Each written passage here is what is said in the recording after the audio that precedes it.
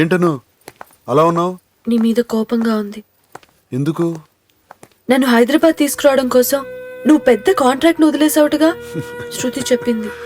దాందే ఉంది, contract miss అయినా పర్లేదు, ఈ కాంపిటీషన్ మళ్ళీ మళ్ళీ రాదు. నువ్వు సింగర్ గా ఫస్ట్ ప్రైజ్ కొట్టడం ఇంపార్టెంట్. ఓకే?